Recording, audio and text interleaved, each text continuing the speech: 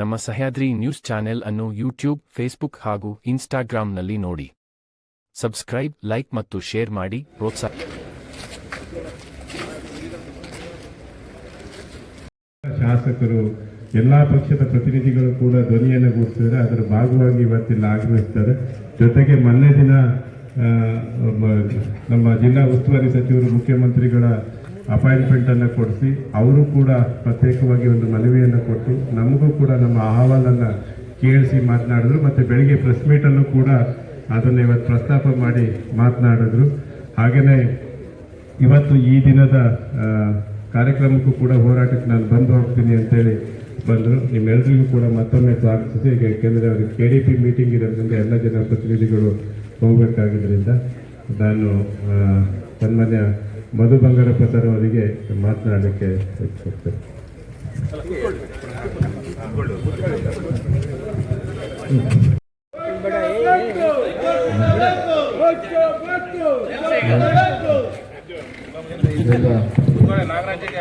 ಮತ್ತು ಸ್ನೇಹಿತರಿಗೂ ಕೂಡ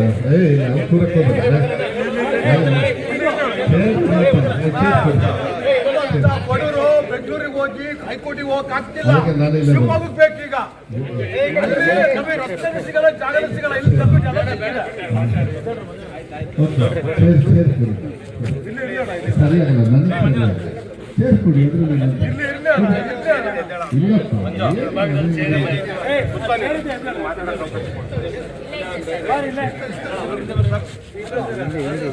ಹಾಗೆ ನಾನು ಇವತ್ತು KDP ಮೀಟಿಂಗ್ ಇದೆ, ಅದಕ್ಕೆ ನಾನು ಸಮಯ ತಗೊಳ್ಳೋದಕ್ಕೆ ಹೋಗೋದಿಲ್ಲ.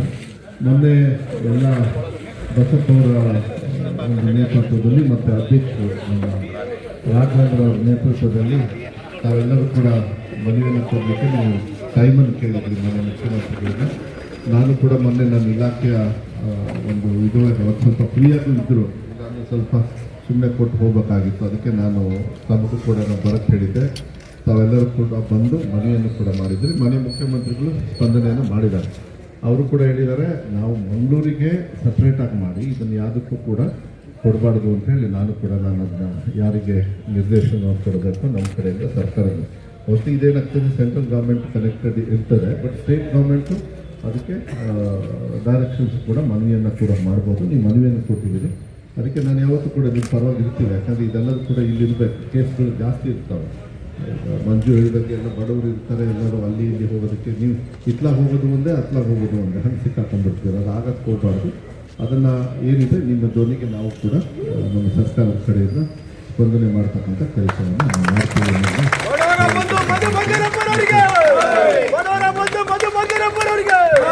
ಈಗ ಅರಗ ಜ್ಞಾನೇಂದ್ರನವರು ಕೂಡ, ಯಾಕಂದರೆ ಸೆಂಟ್ರಲ್ ಗೌರ್ಮೆಂಟ್ ಅವ್ರು ನಿಮಗೂ ಇರ್ತಾರೆ ಕೆಲಸ, ಅದಕ್ಕೆ ನಾನು ನಿಮಗೂ ಕೊಡ್ತೀವಿ. ನಾವು ಏನು ಕೇಳ್ತೀವಿ ಅದು ಹೂ ಅನ್ಬೇಕು ನೀವು ಅಷ್ಟೇ.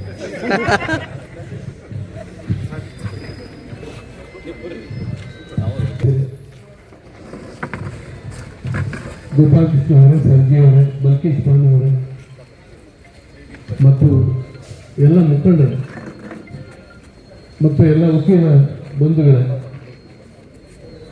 ಏನು ಬೇಡಿಕೆಯನ್ನು ಇಟ್ಟು ಹೋರಾಟ ಮಾಡ್ತಾ ಇದ್ದೀರಿ, ಖಂಡಿತವಾಗೂ ನಮ್ಮ ಕಡೆಯಿಂದ ಬೆಂಬಲ ಇದೆ ಅಲ್ಲ ಸರ್ಜಿ ಅವರೇ? ನಮ್ಮ ಕಡೆಯಿಂದ ಬೆಂಬಲ ಇದೆ. ಕಾರಣ ಶಿವಮೊಗ್ಗ ಹೆಚ್ಚು ಕಮ್ಮಿ ಮಧ್ಯ ಕರ್ನಾಟಕ ಆಗುತ್ತೆ. ಇಲ್ಲಿಗೆ ಪೀಠ ಕೊಟ್ಟರೆ ಹೈಕೋರ್ಟಿಗೆ ಹೋಗಬೇಕಾಗ್ತದೆ. ಹಾಗಾಗಿ ಖರ್ಚು ಕಮ್ಮಿ ಆಗಬೇಕು, ನ್ಯಾಯ ಕಾಸ್ಟ್ಲಿ ಆಗಬಾರ್ದು ಸಾಮಾನ್ಯ ಜನರಿಗೆ. ಈ ದೃಷ್ಟಿಯಿಂದ ಇದು ಉತ್ತಮವಾದಂಥ ಬೇಡಿಕೆ ಅಂತ ಹೇಳಿ ನಾನು ಅಂದ್ಕೊಂಡು ಒಳ್ಳೆಯದಾಗಲಿ, ಯಶಸ್ಸಾಗಲಿ ಅಂತ ಹಾರೈಸಿ ನಾನು ಮಾತು ಮುಗಿಸ್ತೀನಿ.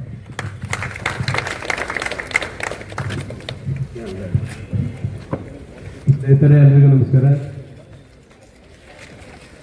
ಹೈಕೋರ್ಟ್ ಪೀಠ ಆಗಬೇಕಂತೇಳಿ ತಾವೆಲ್ಲರೂ ಇವತ್ತು ಹೋರಾಟ ಮಾಡೋ ಮೂಲಕ ತಮ್ಮ ಸರ್ಕಾರದ ಗಮನಕ್ಕೆ ತಂದಿದ್ದೀರಿ.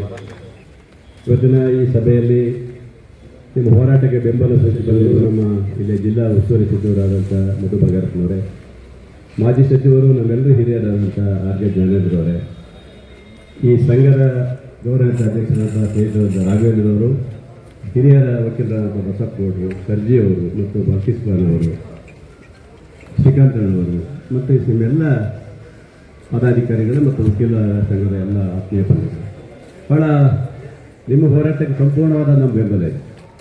ಶಿವಮೊಗ್ಗ ಜಿಲ್ಲೆಯಲ್ಲಿ ನಮಗೆ ಹೈಕೋರ್ಟ್ ನ್ಯಾಯಪೀಠ ಬರ್ತಂದರೆ ಈ ಭಾಗದ ಭಾಳಷ್ಟು ಜನ ಬಡವರಿಗೆ ಅನುಕೂಲ ಆಗುತ್ತೆ, ಸಾಮಾನ್ಯ ಜನರಿಗೆ ಅನುಕೂಲ ಆಗುತ್ತೆ. ಇದಕ್ಕೆ ನಾವು ಖುಷಿ ಬಿಡಬೇಕು. ಇವತ್ತು ಮಾಡಲಿ, ನಮ್ಮ ಇದಕ್ಕೆ ಮಂಗಳೂರಿಗೆ ಏನು ಮಾಡ್ತಾ ಬೇಕಾದ್ರೆ ಮಾಡ್ಕೊಳ್ಳಿ, ಆದರೆ ಇಲ್ಲಿಯೂ ಬೇಕು ನಮಗೆ ಶಿವಮೊಗ್ಗ ಕೊಟ್ಟರೆ ಈ ಸುತ್ತಮುತ್ತದ ಜಿಲ್ಲೆಗಳಿಗೆ ಅನುಕೂಲ ಆಗೋ ರೀತಿಯಲ್ಲಿದೆ. ಬಹುಶಃ ಮಲೆನಾಡು ಅಂತಂದರೆ ಹೋರಾಟದೇ ಇಲ್ಲ. ಮಲೆನಾಡು ಅಂತ ಹೇಳಿದ್ರೆ ಸತ್ಯಾಗ್ರಹದ ಬಗ್ಗೆ ಹೋರಾಟ ಮಾಡಿ ಹಾಗೂ ಸತ್ಯಾಗ್ರಹ ಮಾಡಿ ಬರುವಂಥ ನೆಲೆ ಇದು. ಹಾಗಾಗಿ ನಿಮ್ಮ ಹೋರಾಟಕ್ಕೆ ಜಯ ಸಿಗುತ್ತಂತ ನನ್ನ ಒಂದು ಭಾವನೆ ಇದೆ. ನಾನು ಸಹ ಮಧುಬಂಗಪ್ಪನವರು, ನಮ್ಮ MLCಗಳು ಎಲ್ಲ ಸೇರಿ, ನಮ್ಮ MLAರು ಎಲ್ಲ ಸೇರಿ ನಿಮ್ಮ ಪರವಾಗಿ ಧ್ವನಿ ಎತ್ತಿ ಸರ್ಕಾರಕ್ಕೆ ನಾವು ಮನವಿ ಮಾಡ್ತೀವಿ. ನಾವು ಖಂಡಿತ ನಾವು ಮನವಿ ಮಾಡ್ತೀವಿ. ಈಗಾಗಲೇ ನಮ್ಮ ಮಧುಬಂಗಪ್ಪನವರು ಈಗಾಗಲೇ ಮುಖ್ಯಮಂತ್ರಿಗಳ ಹತ್ರ ತಮ್ಮನ್ನೆಲ್ಲ ಕರ್ಕೊಂಡು ಹೋಗಿ ಒಂದು ಸರಿ ಭೇಟಿ ಮಾಡ್ತಿದ್ದಾರೆ. ನಾವು ಇನ್ನೊಂದು ಸರಿ ಕೂತು 25ನೇ ತಾರೀಕೆಲ್ಲ ಒಟ್ಟಿಗೆ ಸೇರೋದಿದೆ. ಅವತ್ತು ಮತ್ತೆ ನಾವೆಲ್ಲ ಸೇರಿ ಮುಖ್ಯಮಂತ್ರಿಗಳ ಹತ್ರ ಮಾತಾಡ್ತೀವಿ ಅಂತ ಭರವಸೆ ಕೊಡೋ ಮೂಲಕ ನಿಮ್ಮ ಹೋರಾಟಕ್ಕೆ ಜಯವಾಗಲಿ ಅಂತ ನಾನು ಹೇಳ್ತೀನಿ. Thank you. ಅದೇ ರೀತಿ ಸಚಿವರ ಬೋರ್ಡು ಆ ಕೆತ್ತನೆಯ ಕಲ್ಲಲ್ಲಿ ನಿಮ್ಮ ಹೆಸರು ಹೋಗೋಕ್ಕೆ ಹೈಕೋರ್ಟ್ ಬರಂಗಾಗಲಿ ಅಂತ ಹೇಳಿ ಸರ್ಜಿ ಅವರಿಗೆ ಮಾತನಾಡಕ್ಕೆ ಹೇಳ್ತೀನಿ. ಮಾನ್ಯರೇ ಮತ್ತು ನಡೆದುವಂಥ ಎಲ್ಲ ಆತ್ಮೀಯರೇ, ಬಹಳ ವಿಶೇಷವಾಗಿ ಈ ಹೋರಾಟ ಅಂದ್ಕೊಳ್ಳೋದು ಅಂದ್ಕೊಂಡಿದ್ದೀವಿ.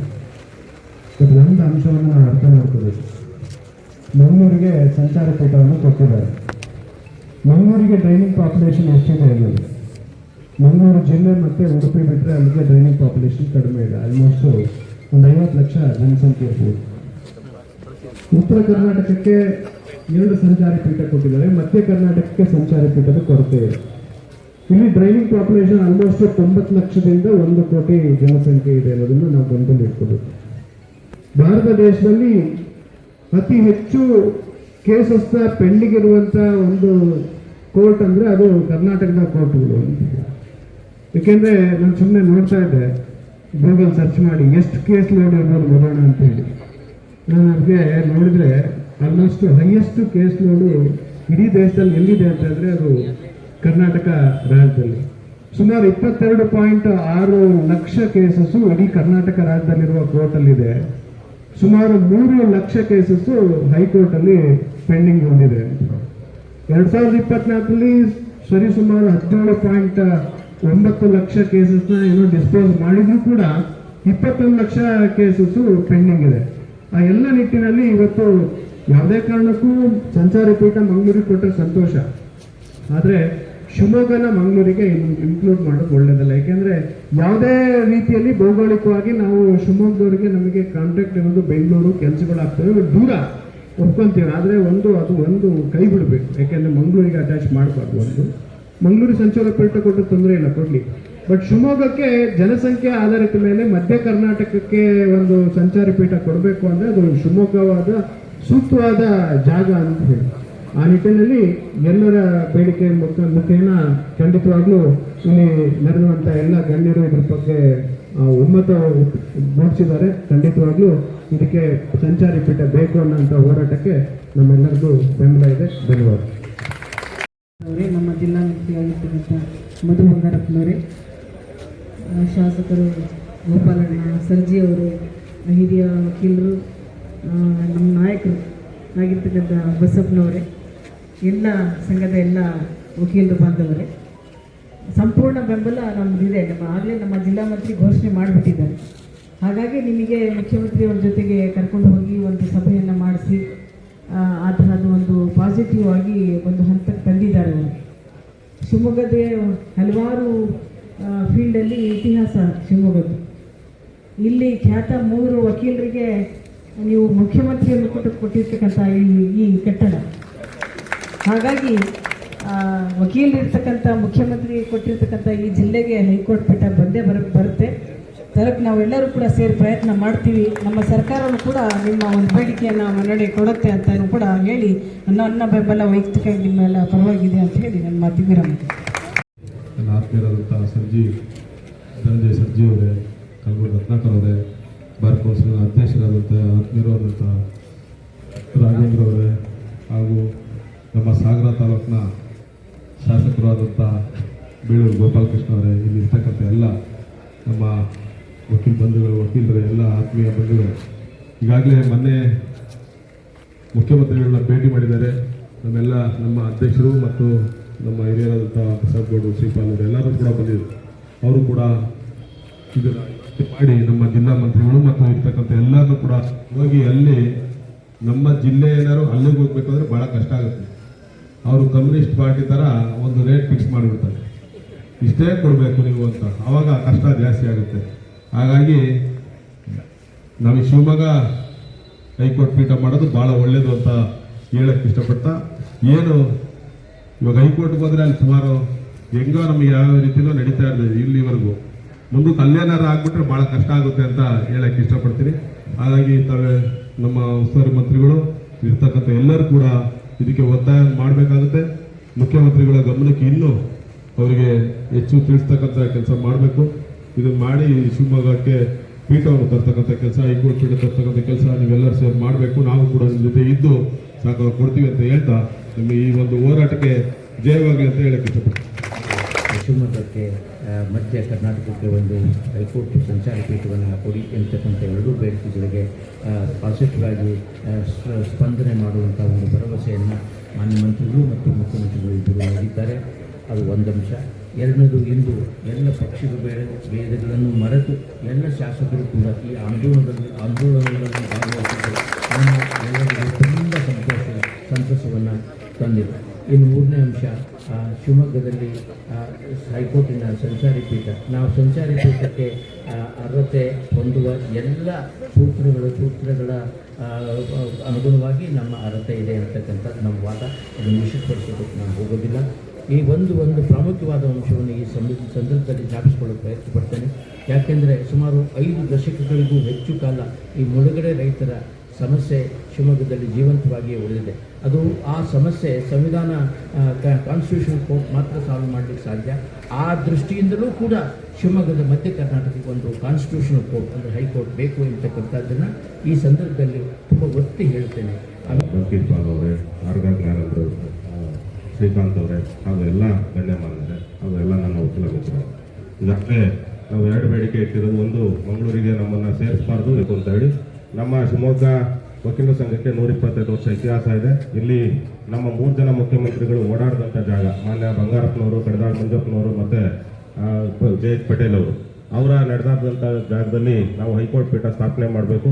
ಅವರ ಹೆಸರನ್ನ ಮತ್ತು ಈಗ ನಮ್ಮ ಹಾಲಿ ಮಂತ್ರಿಗಳು, ಮಾಜಿ ಮುಖ್ಯಮಂತ್ರಿಗಳು, ನಮ್ಮ ವಕೀಲರಾದಂಥ ಬಂಗಾರಪ್ಪನವ್ರ ಮಗ ಮಧು ಬಂಗಾರಪ್ಪನವರು ಇರೋದ್ರಿಂದ ಅವರು ಸಹ ಇದರಲ್ಲಿ ನಮಗೆ ಮೊನ್ನೆ ದಿನ ಏನು CM ಭೇಟಿ ಹಾಕಿ ಹೋದಾಗ ನಮಗೆ ಎಲ್ಲ ರೀತಿಯನ್ನು ವ್ಯವಸ್ಥೆ ಮಾಡಿಕೊಟ್ಟು CMಗೆ ಅವರು ಸಹ ಕನ್ವಿನ್ಸ್ ಮಾಡಿ ನಮಗೆ ಬ್ರೀತಿಂಗ್ ಟೈಮ್ ಕೊಟ್ಟರೆ. ಯಾಕಂದರೆ ಬ್ಯುಸಿ ಶೆಡ್ಯೂಲಲ್ಲಿ ನಮಗೆ ಆ ಒಂದು ವಾತಾವರಣನ ಕ್ರಿಯೇಟ್ ಮಾಡಿಕೊಟ್ಟು ಮಧು ಬಂಗಾರಪ್ಪಗೆ ನಮ್ಮ ವಕೀಲರ ಸಂಘದ ಪರವಾಗಿ ಧನ್ಯವಾದಗಳನ್ನು ಹೇಳ್ತಾರೆ. ಅದೇ ರೀತಿಯಾಗಿ ನಮ್ಮ ಎಲ್ಲ ಶಾಸಕ ಮಿತ್ರರು ಈ ಒಂದು ಹೋರಾಟ ಯಾವಾಗ ಸ್ಟಾರ್ಟ್ ಮಾಡಿದ್ವಿ ಅವಾಗಿಂದಲೂ ಸಮೇತ ನನಗೆ ನೇರವಾಗಿ ಸಂಪರ್ಕದಲ್ಲಿದ್ದು ಪ್ರತಿಯೊಂದು ವಿಚಾರಗಳನ್ನು ನಾವು ಯಾವಾಗ ಬರಬೇಕು, ನಮ್ಮ